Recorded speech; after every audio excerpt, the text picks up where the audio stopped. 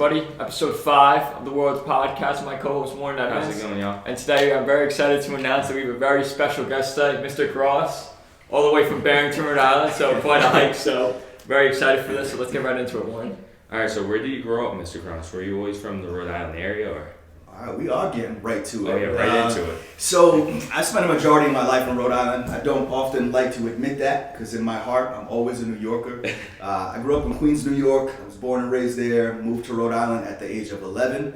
Went to middle school here, high school here, college here, and then professionally I moved to Massachusetts, Connecticut, but ultimately I moved back to Rhode Island. But like I said, I'm a New Yorker. Don't call me a Rhode Islander or we'll have some problems. What part of Queens were you from? Cambria Heights, Queens. So for those that are familiar, probably like 10 minutes away from Jamaica, Queens. I grew up in Cambria Heights, but I went to elementary school in Bayside. So it was different for me, living in a community, but not going to school in that community. It had to do with academic experience, it had to do with the social experience. But ultimately, I wouldn't change anything about my upbringing. Alright, so what sports did you play growing up? Were you always just strictly basketball? My first sport was baseball, but it was t-ball. And they didn't pitch, and I didn't like the fact that I had to hit off of the thing that was standing there. And it wasn't fun for me. It was too boring. I quit t-ball. It was the first thing that I quit in my life. And then basketball. Once I started to play basketball, that was it. I fell in love. Yeah. Also, basketball was sort of like the thing to do in my family. I have two older uncles that played at Oak Hill before Oak Hill was what it is today. Yeah.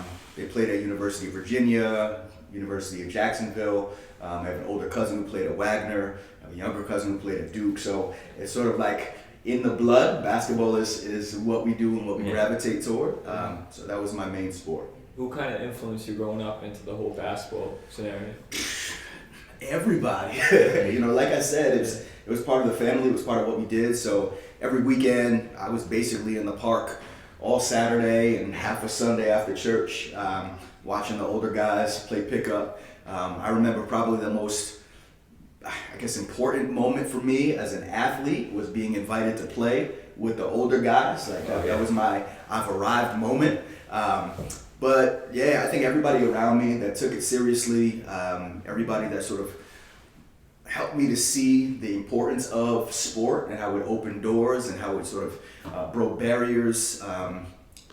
Everybody sort of made an impression, a positive way. Oh yeah. So what led to you coming to St. Andrews then? Basketball, to be honest. So I was here in Rhode Island. Like I said, I was in a public middle school. And then as basketball got to be more serious, my dad is actually the one that started to do some research about what were the best opportunities, the best options for me to continue to make gains and potentially play at the next level. And St. Andrews was the best in the state. St. Andrews still is the best in the state. Don't get it twisted. But ultimately, I came to St. Andrews because of that. But what I found out when I got here is that there were just so many other things that I was able to benefit from. But basketball is what initially brought me here. I think it was everything else that sort of made me fall in love with the experience. How was your experience back then? Was Coach Hart different, the same? Coach Hart was Coach Hart. I think the only thing that's different now is he's got 20 more years of stories to cycle through. But Coach Hart is Coach Hart. One of the things that I have always loved about him is sort of what you're getting. He's going to be there to support you. He's going to be the funniest guy in the room, right? You often know he's coming and you hear him before you see him. And that always brings a smile to my face. But what I loved is that he was always focused on making sure what we did on the court translated off of the court. So how do you approach game days and what does that mean from a professional standpoint? How do you approach your work?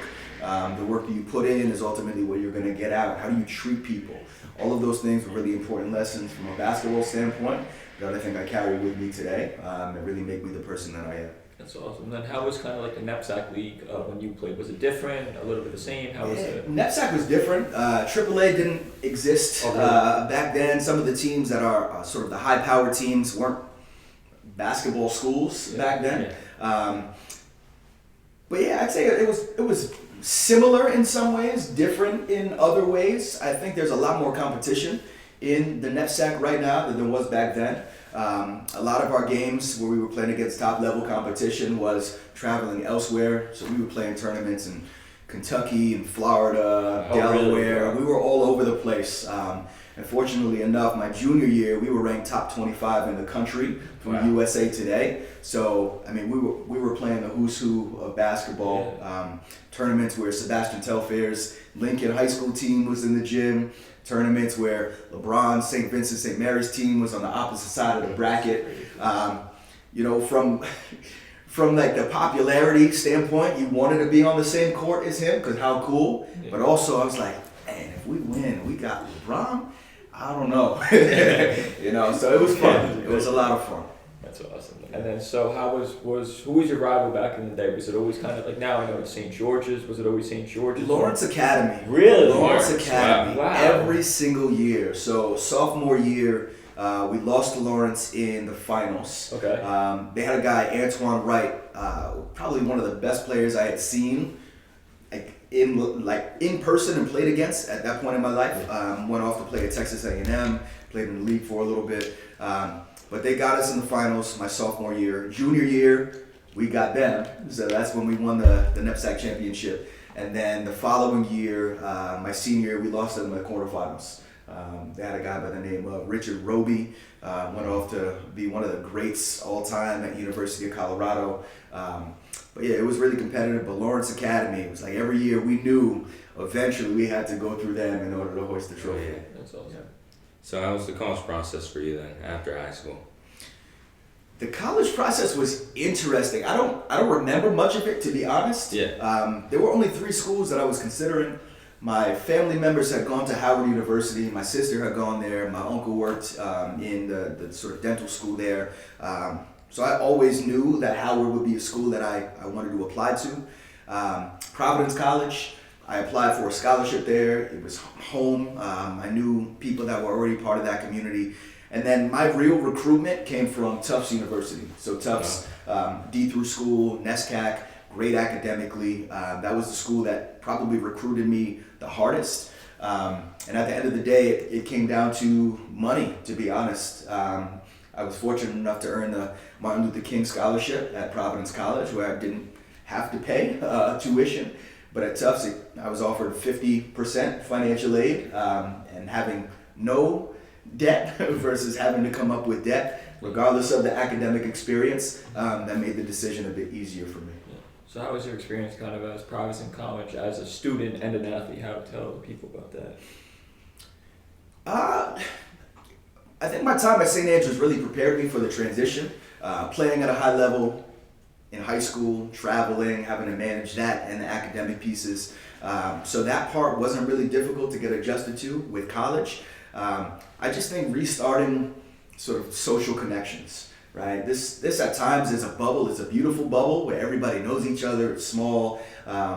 And moving into a larger environment, trying to connect with people outside of your basketball schedule where there's very limited opportunity to do so. There were moments where that was challenging, where I didn't feel like I was able to have friendships or relationships outside of the basketball team and the basketball experience. But I think from a basketball standpoint and just adjusting to college life, being in a boarding school, we've lived that life for 2-3 years prior, so that transition was pretty seamless. That's awesome. And how was your basketball experience at Providence? Did you really enjoy it, or were there key takeaways? I did. I did enjoy it, but it was different. So as I said, in high school, I was never the best player on any of my teams. I always knew my role, and I was the hardest worker, I would say. Yeah. And the biggest recruitment came from Tufts, right? I think back now, and I was like, what if I went to Tufts? Right? I probably would have gotten a lot more playing time. I would have had more confidence. Like, my career might have looked a little different, but I wouldn't trade my experience at Providence for anything. I was a recruited walk-on, so I wasn't there on basketball scholarship. And what that did is it helped me to play with a little bit of a chip on my shoulder, but also I didn't feel like my performance dictated my place at the school, and that was freeing at times. But I ended up doing what I do, which is working hard, trying to outwork everybody. I showed up, I did everything that was asked of me, and I earned minutes. So as a walk-on, being able to earn minutes as a freshman was pretty special. And I remember my first game that I checked in, it was a Big East game against Villanova.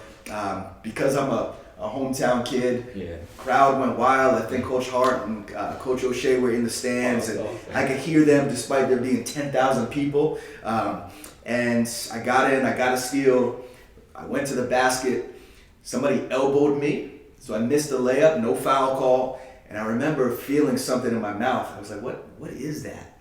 I reached in and it was my tooth. Right, so that was my welcome to the Big East, welcome to college basketball moment. No foul, got my tooth knocked out, threw the tooth to the sideline, slapped the floor, D up. Right, that was like, all right, this is different, but if this is what it is, I'm here for it. That's awesome. Yeah. And how was your experience kind of after Providence, which led you to do what you do? I always knew I wanted to work with kids. I didn't know what age level, I didn't know what capacity, but I knew I wanted to work with kids.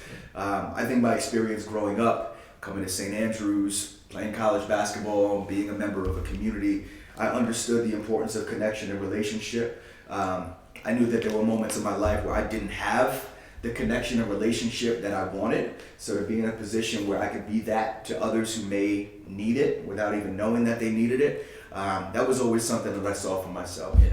But I think today I carry that same intention in all of my interactions. I want people to see me as a positive, outgoing, loyal, trusted adult that will have your back no matter what, depending on the level of our relationship. Like that, none of that matters. I may know you for 5 minutes, I may know you for 5 years, but I want you to feel like I'm in your corner and I'm going to support you. So what brought you back to St. Andrews then? It's home. It's home. It's home. So I moved back here with my wife and my daughter in 2018. I was living in a rural part of Connecticut, and some of the things that I was seeing in our surroundings, you know, when you have a child, you start to think about life differently. Like, what environment do I want for them? What experiences do I want for them? So I know we needed to come back home. I needed community. I knew that Rhode Island treated me well, despite being a New Yorker. Remember I said that. But coming back home and making sure that we laid sort of the foundation for our daughter that we wanted.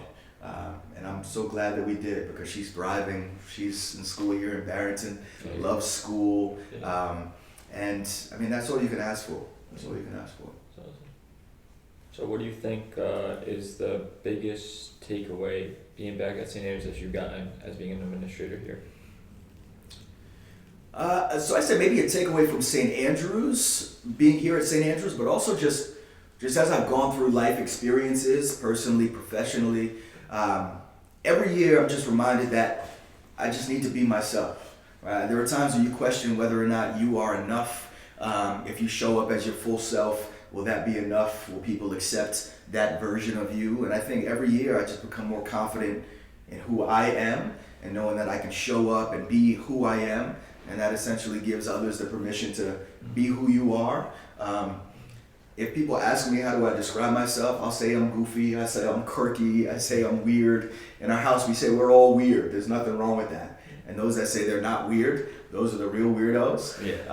But I think just embracing who you are and giving others the permission to embrace who they are, that's a lesson that I continue to learn. And being here at St. Andrews just reminds me that there's a place for us all. And you shouldn't ever feel like you have to be inauthentic. And when you feel that way, you probably aren't in the right community, right? You need to get around your people into a place that's going to appreciate you and value you for who you are. Do you think community is one of the biggest takeaways at St. Andrews that kind of differs us from other boarding schools and other schools in the area? I would say absolutely, because St. Andrews, I mean, our value system, the way that we approach things, we don't try to put people in a box. You know, if you were to ask the question, what does a St. Andrews graduate look like? I would say a St. Andrews graduate, right? There's no attribute that I could say everybody's going to look like this, everybody's going to have accomplished this.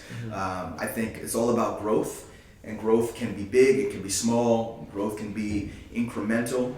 There's no timetable on growth. And I think the fact that we embrace that at St. Andrews, knowing that everybody, we say this mountain sort of cliche, everybody has their own mountain. It's a mountain metaphor. We have a mountain that we're climbing. We might get to the top at a different point. We might need more sort of equipment to get to the top, but everybody's going to get there, and everybody else in the community is really cheering for you and supporting you on your ascension. You have like a most memorable moment at St. Andrews or just like at the school? At St. Andrews, I would say probably winning the monologue contest. So I won the monologue contest my junior year. I did MLK's I Have a Dream speech. And if you met me or you knew me before I came to St. Andrews, you would know that that was such a huge moment for me. I was the most shy, timid, just reserved student, and I lacked confidence. I never spoke up. I never wanted to be the center of attention. But when I got here, I was encouraged to take part in theater, and again, everything else just melts away to be in that moment, to sort of step into some space where you can just forget about everything else. And to win that monologue contest showed me how far I had come in overcoming some of those initial fears, and just becoming more of a confident person that believed in myself. So I think that was probably one of my most memorable moments. That's awesome. Do you think theater's kind of a big thing here at St. Andrews with the basketball players, or like in general? Because I know this year we have a ton of guys. I know in the future years we have a ton of guys. I mean, I feel like they're kind of big into it. Yeah, I mean, it's so fun. When you think about athletes, athletes are performers, right? I mean, the only difference is you get to perform more consistently than those that are putting in way more time to put on one production on that stage. So I think in many ways, we underappreciate the arts because we only get to see a snapshot. We get to see one performance or sometimes 2 or 3 performances. So to get that right, you don't have many opportunities to get it right. I think from a basketball standpoint, you put in practice, you go, you lose a game. You make adjustments, and 2 days later, you got an opportunity to redeem yourself. Yeah. If you don't in a production, you miss a line, or you may slip and fall, or things didn't go the way you wanted it to, you have to wait another year sometimes in order to put on a production. So I think with athletes getting involved in theater, you get to really understand and appreciate the arts for what it is, for the work that goes into it, for the talent that it requires, for the commitment that it requires. So I do think that theater in particular is important for those that aren't typically involved in it, because it just shows you that no matter what you're attracted to, no matter what you are involved in, like everything requires commitment and hard work. And we can't underestimate what goes into things. That's awesome. Yeah. And then how was kind of I know you were talking about the monologue, were you also part of the theater and you did the play here as well? I was. Every play I wanted to be involved in, so I was, I don't even know if this is, I don't like using this word, but this is what my role was. I was the nerd. I had suspenders, I had glasses that were broken, and we taped them in the middle, and that was one of my roles in a play. I was an old English grandfather in a play where I had like a white wig and a white beard. I just wanted to have fun, right? So the sillier the role, the more I was able to pour myself into it and just have fun and be in the moment and interact with students that I might not have interacted with on a daily basis. But ultimately that brought me closer to people and gave me a better appreciation for people, regardless if we had the same interests. Those interactions really helped me to understand that connection is what you make of it. That's awesome. So would theater also help you with basketball? Like being more vocal and stuff, being a leader kind of? That's a great question. I don't know. I've never really thought about it. Certainly there were things from a basketball standpoint that I was able to translate to theater, but theater to basketball, I'd say maybe when the ball goes up, right, just letting everything else melt away. Sometimes, you get on the court and you're paying attention to the crowd, you're paying attention to, is my friend, is my girl here, is this person in the crowd? Those things can be distractions. But with theater, there's so much technique that goes into just being in the moment, not breaking character. So I do think some of that translated, where you can just lock in, focus, and do what you need to do and sort of just forget about the background noise. That's awesome. I gotta bring something up. I want to talk about Oh this. boy, I'm nervous. So, no, it's not even something to bring Okay. up. I wanted to talk about. I know you were a big time player. I'm proud, and so we got to talk about your coaching. Your up and coming coaching career. Is this new to you? Have you been coaching recently? I know you've been new. Boys, so it's interesting, right? So this is my first time coaching here at St. Andrews. Yeah. It's not my first time coaching. Okay. So I coached early on in my professional career, right out of college, and I coached for, I'd say, probably a decade. But when I shifted into a role in administration, certainly in the admission office, I was traveling a ton, and it wasn't fair to my guys if I was missing the first few weeks of a season as they're getting prepared for a competition to not be there and to come back in with different expectations. So I stepped away from the game. It was the right thing to do. But now I'm in a position where I do have the time. I do have the ability to commit to coaching again, and I love the fact that I've gotten back into it. It brings out a fiery side that I forgot was in there. But early in my coaching career, I mean, I've had guys that have gone on and played at some of the best NEPSAC schools. When I coached at the junior level, I have guys that have gone off and played college basketball, in the NBA. So it's not new to me. I'm trying to get back into my groove. So you never forget how to ride a bike. You just have to learn how to regain your balance a little bit. Is it something you really want to pursue now, coaching, you feel like? I don't know. I think early in my career, I wanted to pursue coaching because I wanted a career in it. I wanted to potentially coach at the college level. Now I just want to get back to the game, what it gave to me in terms of just being there for players, helping players to grow, develop, not only from a skill standpoint, but understanding what happens on the court is going to impact what you do off the court. So those lessons, I think, are really important, and I'm just excited to be able to get back into that mindset and to teach in that classroom on the court. Yeah. Do you think that's one of the biggest key takeaways of basketball, not just how you play on the field, is what you do off the court as well? 100%. Eventually, for all of us, we hate to admit it, but the ball stops bouncing, right? You're no longer going to be able to play, and at that point, it's a waste of all of that career if you haven't taken anything away from it that you can apply to something else. So I do think those lessons and finding ways to connect the dots for players as a coach is so valuable and so important. That's awesome. Yeah. So what are your goals for this year for boys varsity? Being a player right here. Yeah.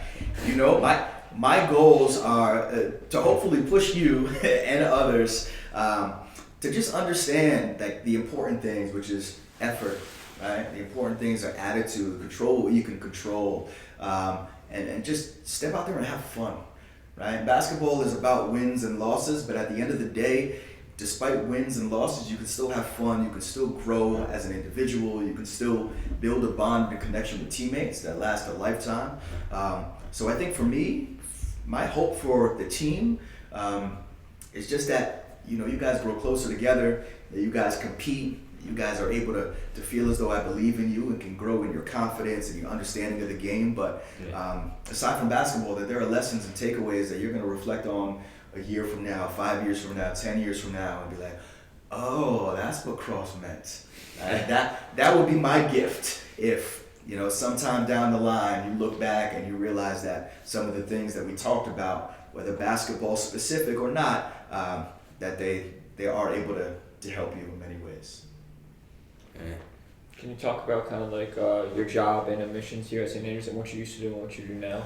Yeah, so I started my career as an English teacher, and then I got an opportunity to work in the admission office, and this is at my previous schools. So I was assistant director of admission, associate director of admission, then director of admission.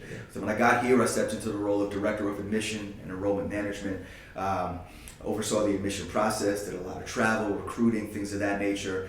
And then I got to a point where I felt disconnected from the student experience daily, and I just wanted to get back into a role that aligned with why I chose to get into education to begin with. So my role now is Director of Community Equity and Belonging. Basically, it boils down to me helping to ensure that every student, no matter who they are, no matter what their identity, no matter what their interests, understands that they have a place here, and finding ways to support them and enhance their experience. And I love it because I get to do things like this. Right? When I was in admission, I was on the road, I was traveling, I didn't get an opportunity to do things like this or to coach and really have a day-to-day impact. So I love the fact that I'm now I'm now amongst the people. Yeah, that's awesome. So can you kind of talk about the recruiting kids to school and how that impact kind of works? How the impact worked for me or for the school? For the school, yeah. For the school. It's about understanding the school's values, and understanding how that aligns with students that are looking to join the community. Yeah. I think people oftentimes are under the false impression that anybody can come here and anybody can have a really good experience as long as you're willing to sort of pay the tuition. But when you think about this community, and we mentioned all of the values, all of the things that make us different, it takes a certain type of person to buy into that, to want that, to be able to help enhance that. So from a recruiting standpoint, it's about being honest as it relates to your community and who you are and who does best here and why they do best and how they can contribute to the culture. And then making sure that you're recruiting students that are bringing that culture forward, that are continuing to contribute to the legacy and the growth of the St. Andrews School sort of tradition and history. That's awesome. So I know you interviewed me when I was coming here. So I did. How was that kind of like? I know you were used to interview kids. What were you looking for kind of when you interview people, and how would you know they would kind of be a right fit for the community? That's a difficult question, right? So, I mean, one of the things that I do now in my role as Director of Community Equity and Belonging is to really make sure that there is equal opportunity for people to show up as themselves. And sometimes in the admission world, there are set questions that you are looking for set responses to, and that doesn't give people permission to sort of showcase who they are and have their personality shine through. So for me, I wanted to make sure that those that I was interviewing were as comfortable as possible. I probably said this to you. I don't want the rehearsed John O'Leary. I want John, right? So my questions, don't think about what you may believe I want to hear. Tell me straight up, right? What is your response to this? Because ultimately that will help me to understand whether or not what we have here and what we do here at St. Andrews is going to be a good match for you. So that's what I would do. I would connect. I want to get to understand people. I want people to feel comfortable in that conversation. That was my ultimate goal. Yeah, I couldn't agree more with you, because I remember when I was doing the interview, I had a suit on like up top and I had pajamas on the bottom, and I went up to get my mom and he was like, and when my mom left, he was like, Sean, I love it. He's like, I love the pajama pants. It was funny, during COVID, when I was doing a lot of interviews virtually, I would ask the student, I would be like, you know what? I see something behind you. Can you get up and grab that? And you would just see fear in their eyes, because they had the dress shirt on, but then they had on their basketball shorts. And I remember there were moments where I would stand up and be like, listen, I'm doing the same thing. So it's those human moments. And just allowing people to understand, like, you can be serious, but you can also have fun. Life is too short. So I'm glad that you remembered that. It definitely was a test. And you probably thought you failed the test, but in my mind, you passed the test. That was awesome. What do you got to do? All right. So do you have any advice to the people watching right now, like some encouragement or something like that to give to the people?